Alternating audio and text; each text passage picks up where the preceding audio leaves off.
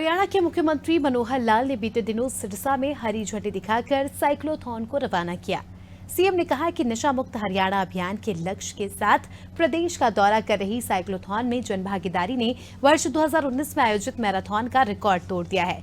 उन्होंने कहा कि हरियाणा का ड्रग्स की गिरफ्त में फंसना चिंता का विषय है और ये साइक्लोथॉन यात्रा जागरूकता पैदा करने में सार्थक साबित हो रही है।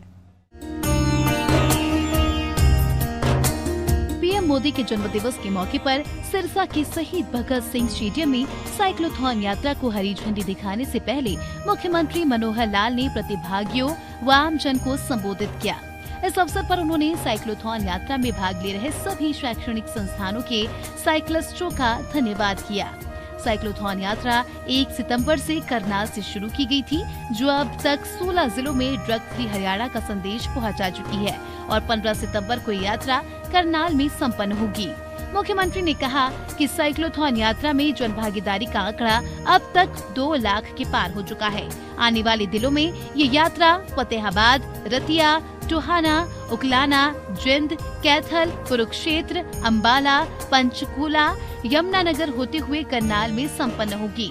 हरियाणा में चलाई जा रही साइक्लोथॉन यात्रा में 3 लाख लोगों की भागीदारी की संभावना है और ये विश्व रिकॉर्ड बनने जा रहा है। मुख्यमंत्री ने कहा कि साइक्लोथॉन यात्रा नशा मुक्ति के संदेश के अपने उद्देश्य में सफल हो रही है। इस यात्रा का उद्देश्य स्पष्ट है कि हमें ड्रग फ्री हरियाणा बनाना है। मुख्यमंत्री ने कहा कि देश का युवा अगर जागरूक होगा तो भारत को पुनः विश्व गुरु बनने से कोई नहीं रोक सकता। युवा स्वयं तो संकल्प ले ही, साथ ही अपने नजदीकी लोगों को भी ये संदेश दे, इस बीमारी से बचे। युवा देश की पूंजी है और हमें आने वाले भविष्य की युवा को सुरक्षित करना जरूरी है। हमारे देश की प्रगति युवा है। युवा जोश है, होश है, आकाश है तथा आगे बढ़ने के लिए प्रेरणा है। हमारा युवा ये हमारे देश की एक शक्ति है, देश की एक पूंजी है। ये युवा, ये जोश है। ये युवा आज युवा, ये कल का युवा, ये आने वाले भविष्य का युवा, इसको सुरक्षित करना जरूरी है। हमारे देश की प्रगति ये युवा है। युवा जोश है, युवा होश है, युवा आकाश है। युवा आगे बढ़ने के लिए एक प्रेरणा है। युवा इस देश का जागरूक होगा तो इस देश को दुनिया में विश्व गुरु बनाने से कोई रोक नहीं सकता। मेरे भाइयों बहनों, कोई रोक नहीं सकता है। इसलिए आज मैं आपको एक अपील करना चाहता हूं, एक संदेश देना चाहता हूं कि अपने जीवन को बचाइए और अपने जीवन को हम बचा गए तो हमारा समाज सुरक्षित है, हमारा परिवार सुरक्षित है, हमारा प्रदेश सुरक्षित है, हमारा देश सुरक्षित है। पीएम मोदी के जन्म दिवस के मौके पर सिरसा के शहीद भगत सिंह स्टेडियम में साइक्लोथॉन यात्रा को हरी झंडी दिखाने से पहले सीएम मनोहर लाल ने प्रतिभागियों व आमजन को संबोधित किया। मुख्यमंत्री ने कहा, साइक्लोथॉन यात्रा नशा मुक्ति के संदेश के अपने उद्देश्य में सफल हो रही। युवा देश की पूंजी है और हमें आने वाले भविष्य के युवा को सुरक्षित करना जरूरी है।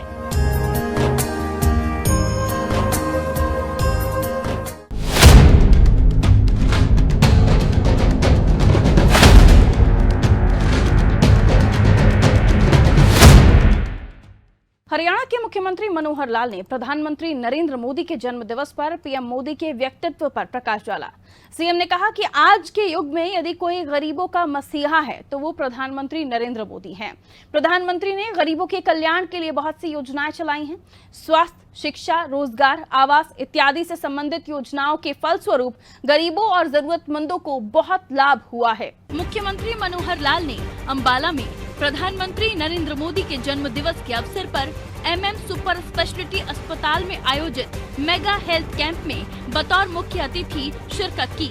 मुख्यमंत्री ने अपने संबोधन में कहा कि पिछले 9 वर्षों में गरीबी दूर करने के लिए प्रधानमंत्री के नेतृत्व में जितने विकासात्मक कार्य हुए हैं उतने शायद ही पहले कभी हुए हैं। हरियाणा सरकार भी परिवार पहचान पत्र के जरिए अंत्योदय की भावना से काम कर रही है। उन्होंने कहा कि महर्षि मार्कंडेश्वर ट्रस्ट के इस मेगा हेल्थ कैंप में 8,000 से 10,000 लोगों का हेल्थ चेकअप 700 से 800 डॉक्टर्स की टीम द्वारा किया गया। अधिकतर लोगों को शरीर में पनप रही बीमारियों का पता नहीं लग पाता है।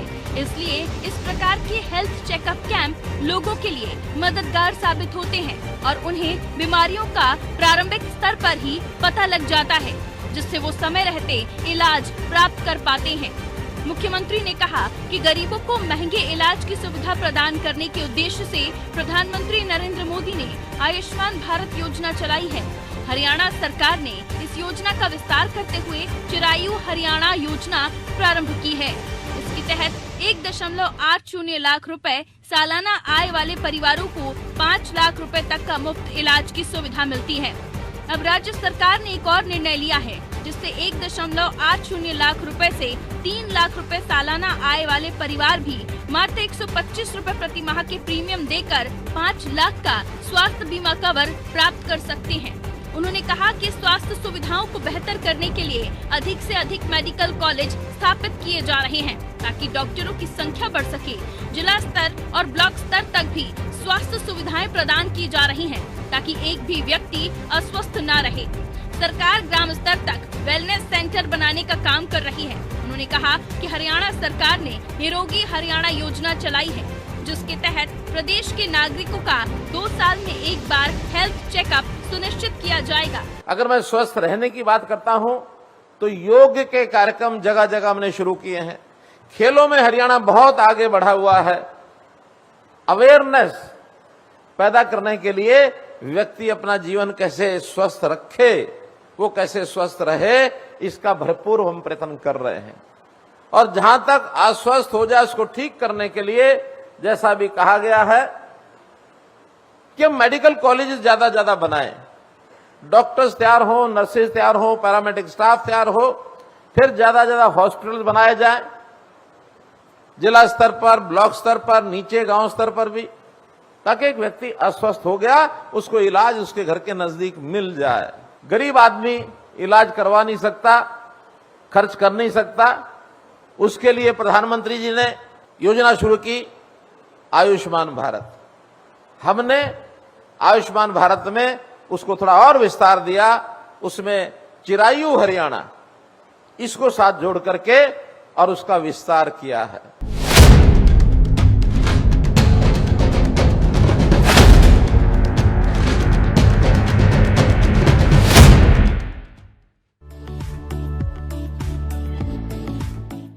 हरियाणा के मुख्यमंत्री मनोहर लाल ने अधिवक्ताओं को संदेश दिया है। सीएम ने अधिवक्ताओं से आग्रह किया है कि वे पीड़ितों और वंचितों को न्याय दिलवाने के लिए आगे आएं। किसी व्यक्ति के साथ अन्याय न हो, ये सुनिश्चित करते हुए निष्ठा भाव से कार्य करें। मुख्यमंत्री मनोहर लाल बीते दिनों बार एसोसिएशन सिरसा के कार्यक्रम में बतौर मुख्य अतिथि शामिल हुए। इस अवसर पर अपने संबोधन में सीएम ने वकीलों को कहा कि वे पीड़ितों और वंचितों को न्याय दिलवाने के लिए आगे आएं। मुख्यमंत्री ने बार एसोसिएशन की मांग पर बार एसोसिएशन में क्रैच की व्यवस्था करने सहित अन्य कार्यों के लिए 31 लाख रुपए देने की भी घोषणा की। इसके साथ ही मुख्यमंत्री ने जिले में अन्य बार एसोसिएशन को भी वित्तीय सहायता देने की घोषणा की है और बार एसोसिएशन सिरसा के 50 वर्ष से भी अधिक समय से प्रैक्टिस कर रहे अधिवक्ताओं को सम्मानित किया। मुख्यमंत्री ने कहा कि विधान पालिका, कार्यपालिका, न्यायपालिका और मीडिया की अपनी एक भूमिका है। ये सभी स्तंभ एक दूसरे के पूरक हैं। विधान पालिका लोगों के हित में कानून का निर्माण करती है और न्यायपालिका उस कानून का विश्लेषण करती है। कानून की पालना संविधान के अनुरूप करवाना भी न्यायपालिका का काम है। उन्होंने कहा कि विधान पालिका, कार्यपालिका में एक सामंजस्य का काम न्यायपालिका द्वारा किया जा रहा है। उसमें वकीलों की महत्वपूर्ण भूमिका है। मुख्यमंत्री ने कहा कि वकालत के रूप में अधिवक्ता समाज सेवा का भी काम कर रहे हैं। उन्होंने कहा कि जिनके पास न्याय प्राप्त करने के साधन नहीं हैं और जो न्याय से वंचित हो रहे हैं, ऐसे पीड़ितों की अधिवक्ताओं को चिंता करनी चाहिए और उन्हें न्याय दिलवाने के लिए आगे आना चाहिए। इसके साथ ही उन्होंने कहा कि अधिवक्ताओं को फीस के बिना भी गरीबों के लिए भी केस लड़ना चाहिए।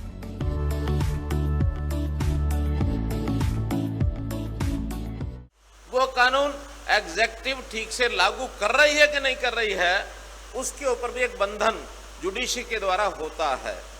तो जुडिशरी का ये काम पहले एक्ट को एक प्रकार से उसका एनालिसिस करना, कानून और पॉलिसी जो बनती है, इसके बाद वो ठीक से लागू हो रहे हैं कि नहीं हो रही है, और यदि किसी जनता के आदमी को अन्याय होता है उसके साथ, चाहे वो छोटा हो बड़ा हो, उसको न्याय दिलाने के लिए एक निर्णय प्रक्रिया के अधीन वो न्याय उनके साथ करते हैं। हर एक बार एसोसिएशन को पीछे 2-2 लाख रुपया भेजा था, लेकिन मुझे लगता है 2 लाख रुपया शायद कम पड़ता होगा, तो इसमें 4 या 5 लाख रुपया आपका लगेगा उसमें भी। तो ये सारे का अनुमान तो आप लोग लगाते रहना, लेकिन मैं सोच के तो 21 लाख आया था, डिमांड मुझे लगता है 21 में नहीं पूरी होंगी, 31 लाख रुपया इसके लिए मैं मंजूर करता हूँ। बार एसोसिएशन सिरसा के कार्यक्रम में शामिल हुए सीएम मनोहर लाल। सीएम ने बार एसोसिएशन में क्रैच आदि के लिए 31 लाख रुपए देने की घोषणा।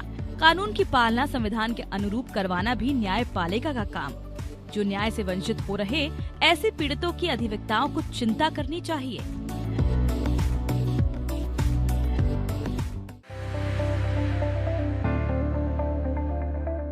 हरियाणा के मुख्यमंत्री मनोहर लाल ने दिल्ली में प्रधानमंत्री संग्रहालय के ऑडिटोरियम में आयोजित Modi from vision to reality शीर्षक वाली पुस्तक के विमोचन के अवसर पर कहा कि प्रधानमंत्री नरेंद्र मोदी के मन में देश पहले, बाकी सब बाद में आता है।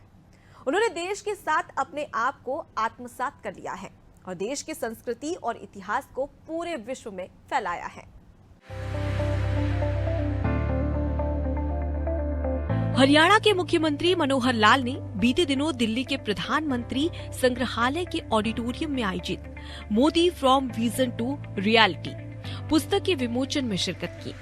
इस पुस्तक विमोचन में देश के 14वें राष्ट्रपति रहे रामनाथ कोविंद मुख्य अतिथि के रूप में उपस्थित थे। कार्यक्रम में विशिष्ट अतिथि के तौर पर उपस्थित हरियाणा के मुख्यमंत्री मनोहर लाल ने प्रधानमंत्री मोदी के साथ बिताए समय का उल्लेख किया और कहा कि आज पुस्तक विमोचन का ये विशेष अवसर है, क्योंकि इस पुस्तक के पात्र श्री मोदी और उनका व्यक्तित्व बहुत महत्वपूर्ण है। ये पुस्तक प्रधानमंत्री मोदी के जीवन, चरित्र, विचार, विजन, उपलब्धियां, उनसे मिली प्रेरणा आदि पर लिखी गई है। श्री मनोहर लाल ने कहा कि इस पुस्तक को पढ़ते समय पाठक को ऐसा लगेगा जैसे हम उन घटनाओं को देख रहे हैं जिनका वर्णन किया गया है। उन्होंने कहा कि प्रधानमंत्री नरेंद्र मोदी साधारण परिवार में जन्म लेकर विश्व के सबसे बड़े लोकतंत्र भारत के सर्वश्रेष्ठ प्रधानमंत्री बने हैं। यही नहीं, हाल ही में हुए एक सर्वे के अनुसार उनको विश्व स्तर पर सबसे लोकप्रिय नेता आंका गया है। उनकी लोकप्रियता 73% है। मुख्यमंत्री ने कहा कि प्रधानमंत्री नरेंद्र मोदी के साथ उन्हें काम करने का अवसर मिला। उस दौरान उन्होंने देखा कि प्रधानमंत्री मोदी प्रयोग धर्मी है और कोई भी प्रयोग करने से पहले वे ये सोचते हैं कि वो कार्य समाज देश के हित में हो। मनोहर लाल ने कहा कि मोदी जी ने बड़े बड़े निर्णय लिए और कभी हिचके नहीं। उन्होंने जीएसटी लागू कर एक देश एक टैक्स प्रणाली को वास्तविकता में बदला। परिणाम स्वरूप देश में हर महीने 1.75 लाख करोड़ रुपए टैक्स का संग्रहण हो रहा है। इसके अलावा उन्होंने अनुच्छेद 370 के विभिन्न प्रावधानों को हटाकर जम्मू कश्मीर को देश का अभिन्न अंग बना दिया। प्रधानमंत्री मोदी के नेतृत्व में भारतीय सेना ने सर्जिकल स्ट्राइक करके पाकिस्तान को माकूल जवाब दिया। प्रधानमंत्री के नेतृत्व में भारत चंद्रयान 3 को चंद्रमा के दक्षिणी ध्रुव में सफल लॉन्च करने वाला पहला देश बना। पीएम मोदी के आग्रह पर योग को अंतर्राष्ट्रीय स्तर पर ख्याति प्राप्त हुई। मुख्यमंत्री ने कहा कि प्रधानमंत्री मोदी महिलाओं को चुनाव में 33% आरक्षण देने के लिए नारी शक्ति वंदन विधेयक लेकर आए, जो कि वर्षों से लंबित था। इसके अलावा मोदी जी ने वन नेशन वन इलेक्शन का नया विचार दिया है, जो आने वाले समय में साकार होगा। राजनीतिक तौर पर तो बहुत से काम उन्होंने पार्टी के नाते बीजेपी में लगातार जब हम काम करते थे 96 से लेकर के 2001 तक हमने इकट्ठे काम किया। बाद में वो मुख्यमंत्री बन गए गुजरात के, अब प्रधानमंत्री हो गए। लेकिन संगठन का जब काम करते थे उस समय भी संगठन को कैसे मजबूत करना है, बहुत छोटी छोटी चीज उनके ध्यान में आती थी, उसको लागू करते थे। तो कुल मिलाकर राजनीतिक तौर पर भी सजग, देश के नाते उनके मन में एक ही बात है कि देश पहले सब बाद में, देश पहले सब बाद में। अपने आप को देश के साथ आत्मसात कर लिया। Modi from vision to reality पुस्तक के विमोचन पर पहुंचे सीएम मनोहर लाल। मुख्यमंत्री मनोहर लाल ने प्रधानमंत्री मोदी के साथ बिताए समय का उल्लेख किया। मनोहर लाल ने कहा, मोदी जी ने बड़े बड़े निर्णय लिए और कभी हिचके नहीं। पीएम के नेतृत्व में भारतीय सेना ने सर्जिकल स्ट्राइक कर पाक को माकूल जवाब दिया।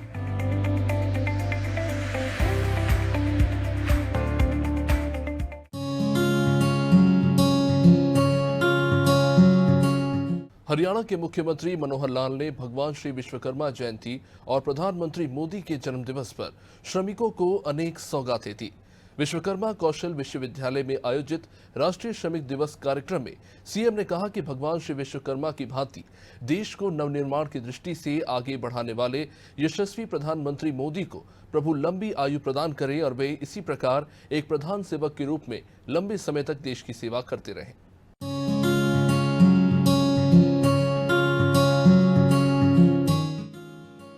मुख्यमंत्री मनोहर लाल ने पलवल जिले में विश्वकर्मा कौशल विश्वविद्यालय में आयोजित राष्ट्रीय श्रमिक दिवस के अवसर पर श्रमिकों के कल्याणार्थ अनेक घोषणाएं की। उन्होंने कहा कि सभी प्रकार की छात्रवृत्तियों की राशि बेटों और बेटियों दोनों के लिए एक समान होगी। मुख्यमंत्री ने औद्योगिक श्रमिकों के बच्चों को दी जाने वाली छात्रवृत्ति जो 5,000 रुपए से शुरू होकर 16,000 रुपए तक जाती थी, उसे अब 10,000 रुपए से शुरू कर 21,000 रुपए तक करने की घोषणा की। सीएम ने श्रमिकों की स्नातक स्तर में शिक्षा प्राप्त कर रही बेटियों को इलेक्ट्रिक स्कूटी प्रदान करने के लिए 50,000 रुपए की राशि देने की घोषणा की। इसी प्रकार श्रमिकों को साइकिल खरीदने के लिए 3,000 रुपए की राशि बढ़ाकर 5,000 रुपए करने और महिला श्रमिकों को सिलाई मशीन खरीदने के लिए 3,500 रुपए की राशि को बढ़ाकर 4,500 रुपए करने की, क्रॉनिक बीमारी होने पर श्रमिकों को स्वास्थ्यप्रद खान पान हेतु 2,000 रुपए प्रति माह देने की भी घोषणा की। उन्होंने डिस्पेंसरीज में श्रेष्ठ सुविधाएं देने की भी घोषणा की। मुख्यमंत्री ने काम की तलाश में एक नगर से दूसरे नगर जाने वाले श्रमिकों की सुविधा के लिए पहले चरण में फरीदाबाद, गुरुग्राम, सोनीपत व यमुनानगर में 500 फ्लैट उपलब्ध कराने की घोषणा करते हुए कहा कि श्री विश्वकर्मा कौशल विश्वविद्यालय की ओर से गुरु शिष्य कौशल सम्मान योजना शुरू की जा रही है।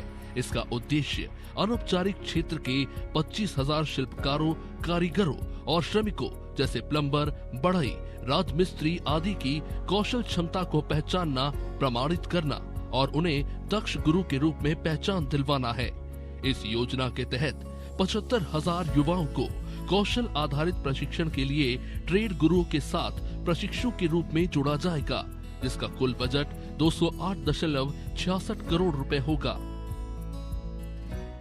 अभी श्रमिकों के परिवार में जो बेटियां हैं, जो कॉलेज में पढ़ती हैं, इनको स्कूटी देने के लिए और हमने एक प्रावधान किया है, तो इलेक्ट्रिक स्कूटी ये हर एक बेटी जो कॉलेज में पढ़ती है, श्रमिकों की बेटी, वो उसको एक जो स्कूटी है उस देने का स्थायी प्रावधान हमने किया है। जो भी बेटियां पढ़ती हैं उसके लिए हम हकदार हो गए हैं। 50,000 रुपया उस स्कूटी को खरीदने के लिए तय किया है। 50,000 रुपया हर एक श्रमिक को एक बेटी के लिए, कॉलेज में पढ़ने वाली बेटी के लिए वो आपको मिलेगा। इसी प्रकार हमारे जो श्रमिक साइकिल खरीद करके इस योजना का लाभ उठाते थे, उसमें 3,000 रुपया पहले मिलता था और अब से आगे जो दिया जाएगा साइकिल के लिए, वो 3,000 की बजाय 5,000 रुपया राशि उस साइकिल के लिए दिया जाएगा। सीएम ने श्रमिकों के बच्चों को दी जाने वाली छात्रवृत्ति बढ़ाकर 21,000 रुपए तक करने की घोषणा की। श्रमिकों को साइकिल खरीदने हेतु 3,000 रुपए की राशि बढ़ाकर 5,000 रुपए की, महिला श्रमिकों को सिलाई मशीन खरीदने के लिए 3,500 रुपए की राशि बढ़ाकर 4,500 रुपए की, क्रॉनिक बीमारी होने पर श्रमिकों को स्वास्थ्यप्रद खान पान हेतु 2,000 रुपए प्रति माह देने की घोषणा की।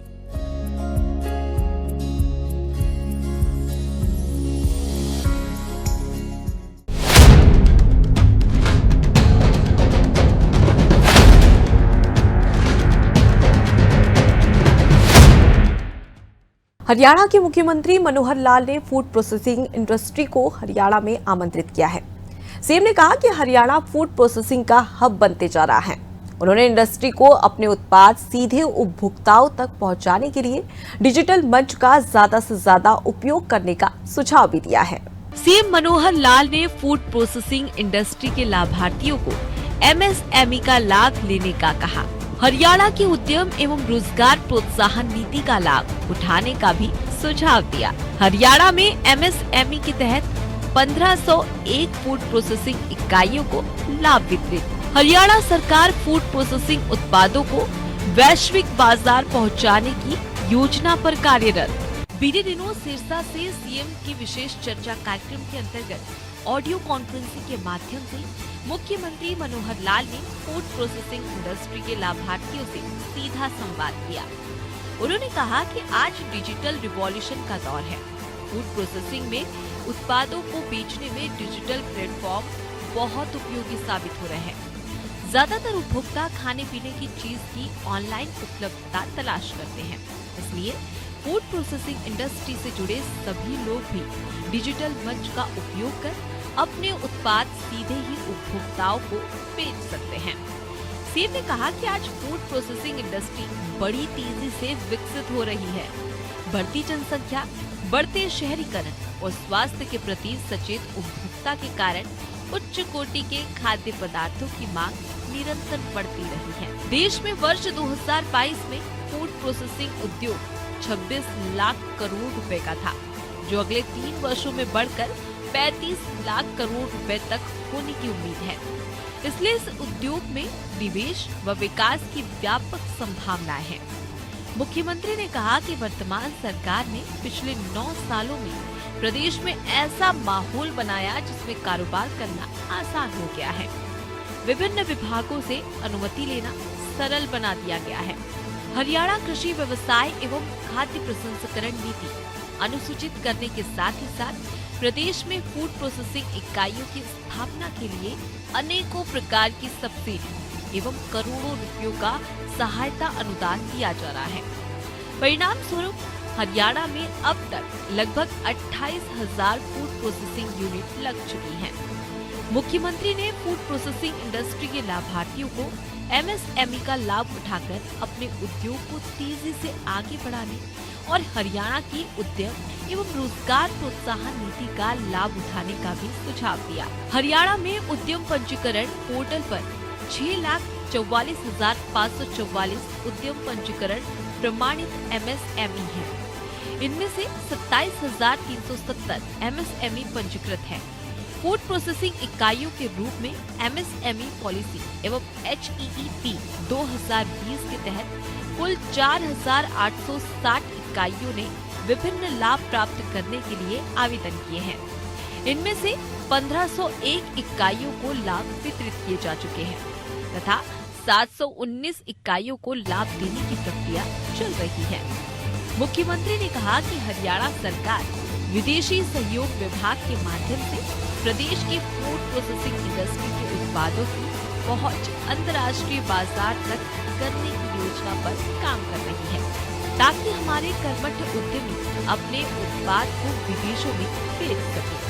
पहला उसका प्रमुख बुनियादी जो पहलू था वो था कि फूड प्रोसेसिंग इकाइयों की स्थापना, उनका विस्तार और विविधीकरण, इस सब के लिए सब्सिडी की व्यवस्था की थी, ताकि नए उद्योग को यदि सब्सिडी का सहारा मिलता है तो उसका उद्योग वायबल हो जाता है। अन्यथा उद्योग में कई बार बड़े उद्योगों के साथ हम कम्पीट नहीं कर सकते हैं, तो इस प्रकार से इसका अपना एक उपयोग हुआ।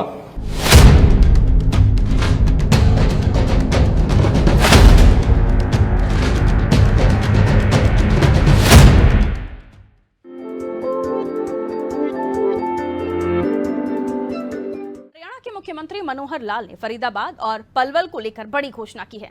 सीएम ने कहा कि जेवर एयरपोर्ट आने से दोनों जगह विकास की नई संभावनाएं खुली हैं। इसे देखते हुए जेवर के साथ लगते हरियाणा के फरीदाबाद व पलवल जिला का सुनियोजित विकास किया जाएगा। इसके लिए यमुना क्षेत्र को कंट्रोल एरिया घोषित कर नया मास्टर प्लान तैयार किया जाएगा।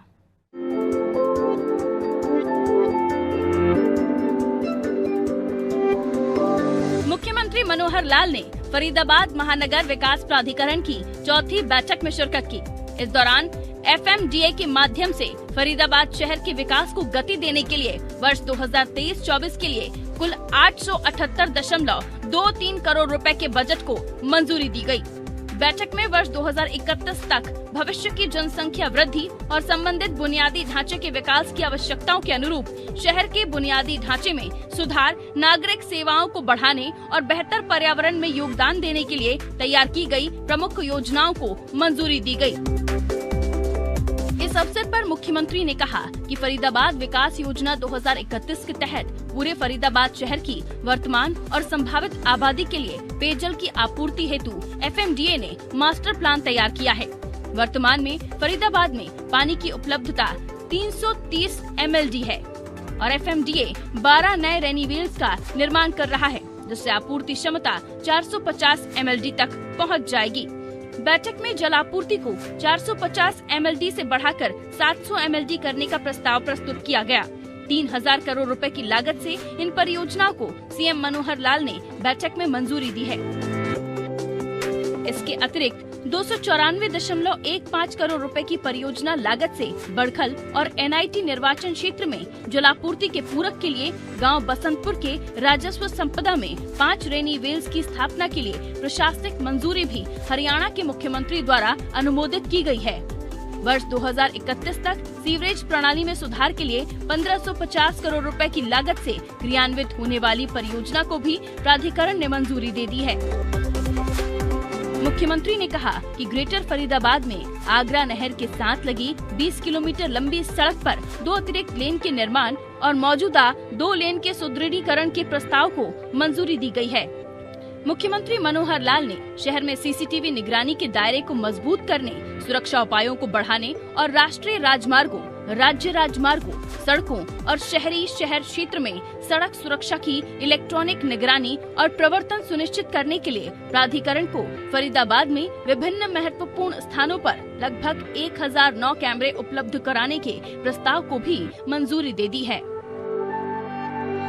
जेवर एयरपोर्ट हमको पता है, जैसे बहुत तेजी से उधर काम चल रहा है, तो जो फरीदाबाद और पलवल साइड का जो यमुना नदी के आसपास का जो क्षेत्र है, उसको भी हम जो है कंट्रोल एरिया इसको घोषित करने की बात कही गई है, ताकि वहाँ भी आगे चल करके जो विकास होगा यमुना नदी के साथ साथ, और यमुना नदी का कुछ हमारा हरियाणा का एरिया नदी के पार भी है, तो नदी के पार के एरिया को भी उसी हिसाब से कंट्रोल एरिया में ला करके उसका विकसित किया जाए। और दोनों साइड के फरीदाबाद उनको जोड़ने के लिए जो हमारा नेशनल हाईवे और मेट्रो, इसके अंडरपास अथवा ओवरब्रिज बना करके और उन दोनों को जोड़ने का भी काम, इसकी भी आज चर्चा हुई है। इसको PWD और FMDA मिल करके इसका